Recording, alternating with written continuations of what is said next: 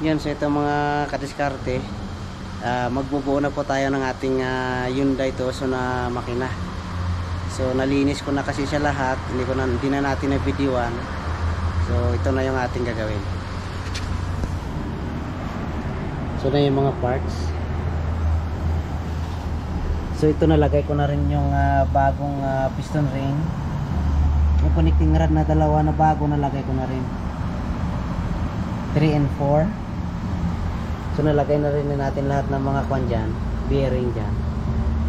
So ngayon ito na lang nalagay natin, saka yung crankshaft sa loob ng box. So start na tayo.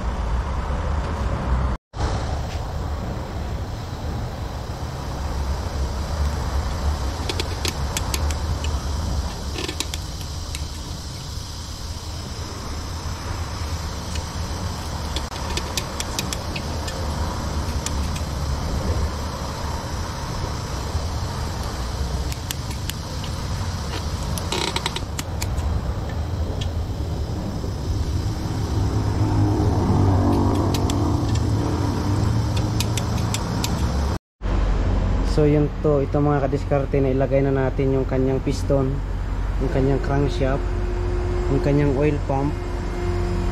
So hindi natin nakuha na ng isa-isang video mga kadiskarte ng pagkabit natin dahil wala tayong videographer at saka mahirap pagtrabaho ng mag-isa.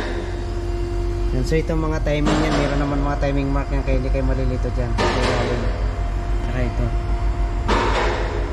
So dito naman mamaya yung itatiming natin. So ilalagay na natin yung oil pan. Ayan.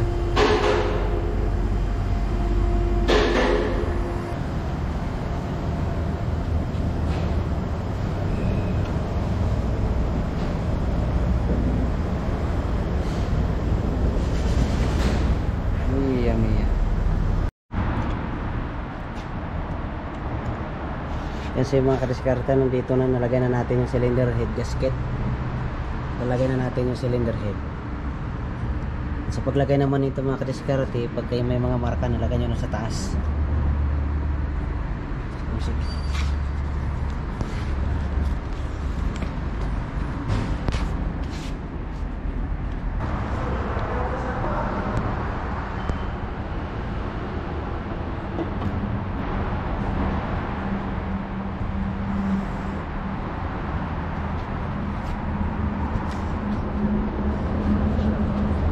Yan, so ito mga kadiskarte, nalagay na natin cylinder head. Ilalagay na natin yung cylinder head bolt. Make sure natin na nalinisan natin.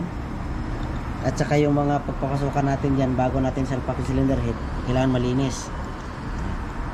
At saka check nyo yung mga washer. Yan, kasi baka mamaya kulang o nahulog sa pagkakalinis nyo. Yan, double check nyo lahat yan. Tapos salpak nyo na lang yan. Ay, ilagay natin sa description mga kadiskarte lahat ng mga torque and spec para may susundan kayo kung sakaling gagawa kayo ng ganito rin. Standard na torque ang yung lalagay natin sa description.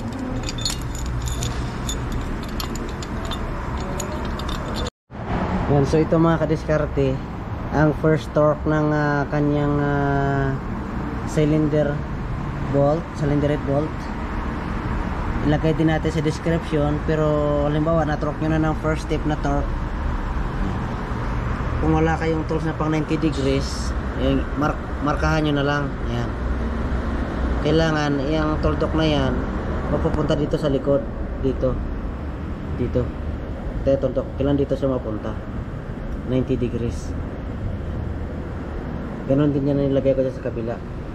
Kung wala kayong tools na pang 90 degrees, So kanya-kanyang diskarte kasi bawat tao na gumagawa, bawat mekaniko na gumagawa kanya-kanyang diskarte sa pag torque ng cylinder head.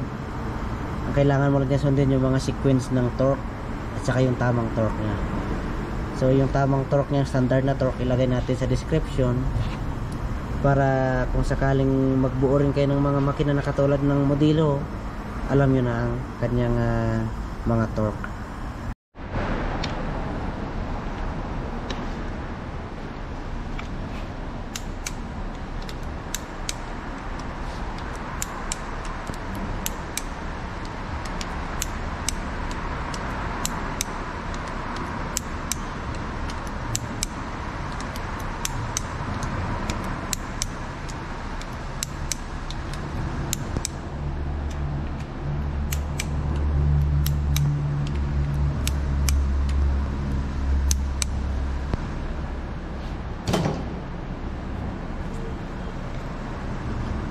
Yan siya mga kadiskarte na torque na natin yung kanyang camshaft.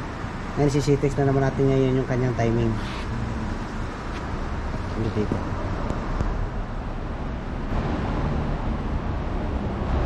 Mga kadiskarte yung kanyang timing mga kadiskarte.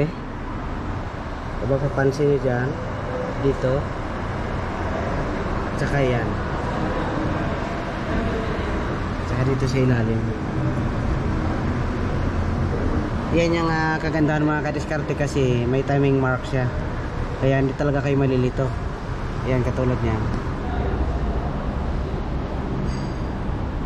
Paglagay ko dito ng cover baka bukas na tumasalpak.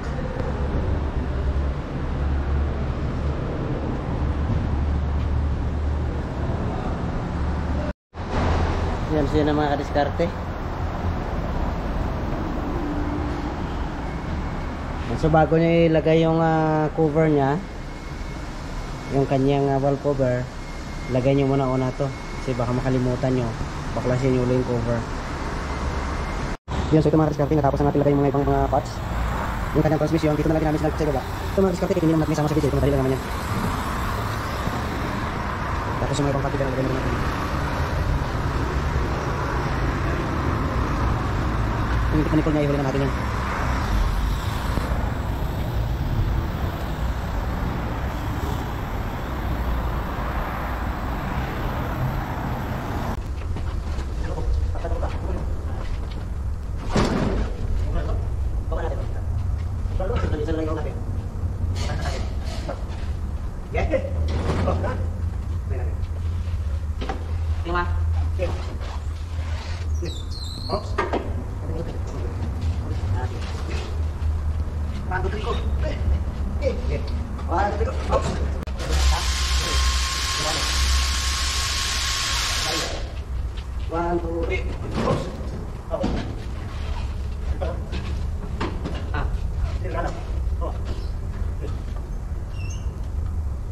Yun mga kadiskarte, na tapos na natin install lahat yung ating makina.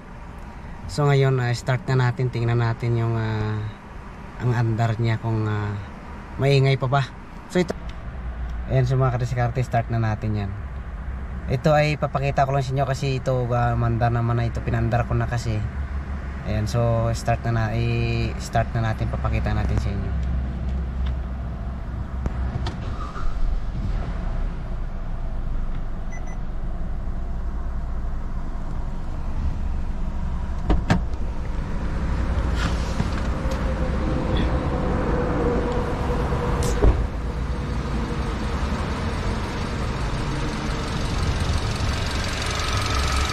So yun ang mga kadiskarte, na start na siya.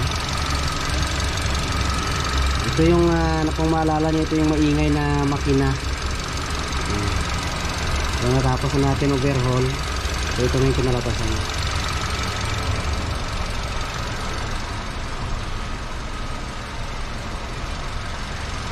Ito pa ay Hyundai Tucson ito na 2017 model.